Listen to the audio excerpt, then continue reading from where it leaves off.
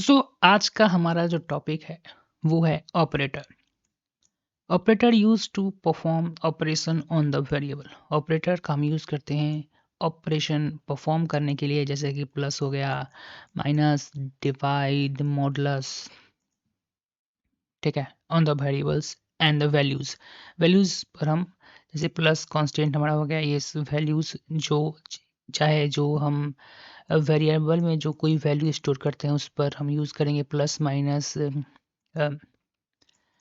Multiply, product करने के लिए वहाँ पर हम लोग ऑपरेटर का यूज़ करते हैं। ठीक है ना। In the example below we use plus operator add two values. ठीक है, इस एग्जाम्पल की मदद से हम समझेंगे कि ऑपरेटर जो है कैसे काम करता है। अगर आप देखेंगे यहाँ पर हमने दो प्लस दो वैल्यूज़ को आपस में ऐड कर कर रिजल्ट हमने पाया है जो कि 150 है। और हमने एक इंट टाइप का बॉक्स लिया था जिसमें माई नम नाम का हमने एक प्लेस जो है क्रिएट किया, यानी वेरिएबल। उसमें हमने इस कंपाइलर को बताया कि पहले पहले हमने तो 100 लिया और बीच में ये ऑपरेटर हमने ऑपरेटर लगाया, प्लस ऑपरेटर यानी कि ऐड करने के लिए ऑपरेटर लगाया, और फिर 50 लगाया और सेमीकोलन दिया।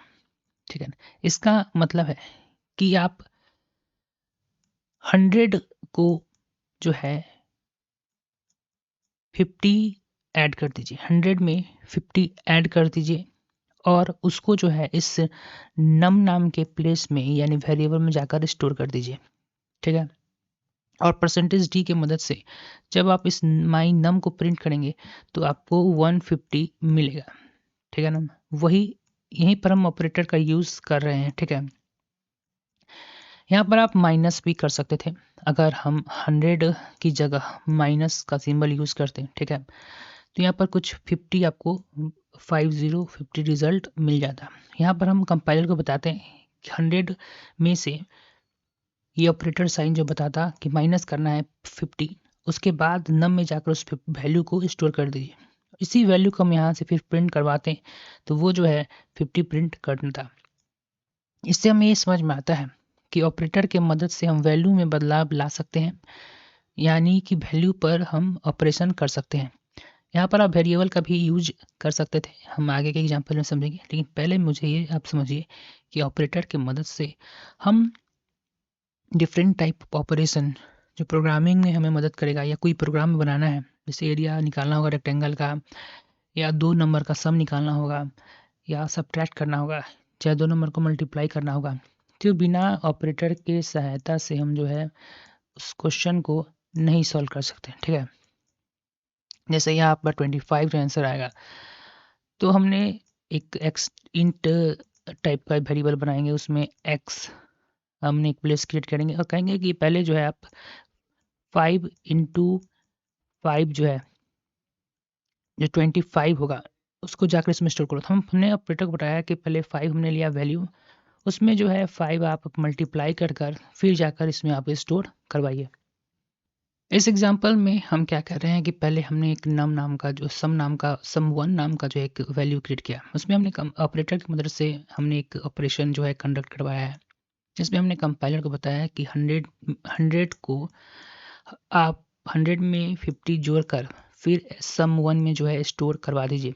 तो जब आप 50 जोड़ते हैं 100 में तो 150 कुछ रिजल्ट बनता है। ठीक है ना, तो 150 आप जो है सम वन में जाकर वहाँ पर स्टोर हो गया। ठीक है, फिर हमने क्या किया, एक सम टू नाम का जो है वेरिएबल क्रिएट किया इंट बॉक्स में, और फिर हमने ऑपरेटर की मदद से, प्लस ऑपरेटर की मदद से हमने कहा कि आप सम वन में 250 ऐड कर दीजिए। ठीक है ना, इससे पहले हमारा सम वन का वैल्यू कितना हो गया था, 150 था, उसमें हमने कहा कि 250 जो है ऐड करके उससे सम टू में जो है स्टोर कर दीजिए। ठीक है, उसी तरह हमारा कंपाइलर किया 150 को ऐड कर कर, माफ़ कीजिएगा 250 में 150 में प्लस 250 को ऐड कर कर जो रिजल्ट बनता है 400, उसने कंपाइलर ने सम टू में जाकर 400 जो है स्टोर कर दिया। ठीक है, अब सम टू जो है मेरा वो कितना था, वो सम टू जो है मेरा 400 है।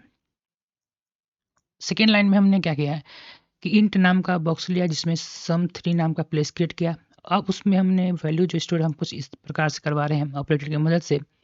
उसमें हमने कहा कि sum2 जो मेरा 400 हो गया था, उसमें मैंने कहा कि प्लस ऑपरेटर की मदद से कंपाइलर को बताया कि sum2 में आप जो है sum2 को ही ऐड कर दीजिए और उसे sum3 में जाकर स्टोर करवाइए। ठीक है, तो sum2 जो मेरा था 400 था और sum2 फिर 400, मतलब sum2 को हमने 2 बार हमने ऐड करवाया। उसके बाद कहा कंपाइलर को जो उसका वैल्यू जो है आप sum3 में प्रिंट करवा दीजिए, sum3 में स्टोर करवा दीजिए। ठीक है, उसके बाद हम देखिए किस तरह से प्रिंट करें। यहाँ तक तो काम हमारा हो गया। अब हमने कहा कंपाइलर को कि %d के मदद से, यानी कि इंट वैल्यू तुम प्रिंट करो जो sum1 में स्टोर है। sum1 में मेरा स्टोर 150 था, तो वो जाकर स्टोर हो गया, यानी कि ये वेरिएबल।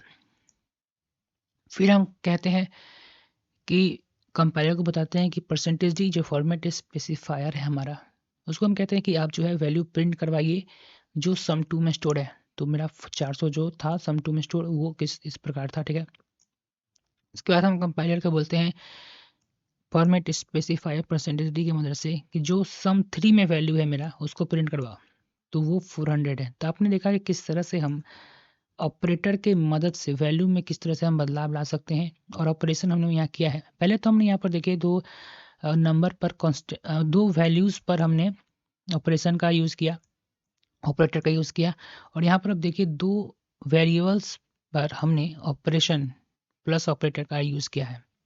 ठीक है ना, तो यहाँ पर आप ये समझ में आपको क्लियरली आ गया होगा कि यहाँ पर हम वेरिएबल पर भी ऑपरेशन आराम से कर सकते हैं ऑपरेटर की मदद से, और वैल्यूज़ पर भी।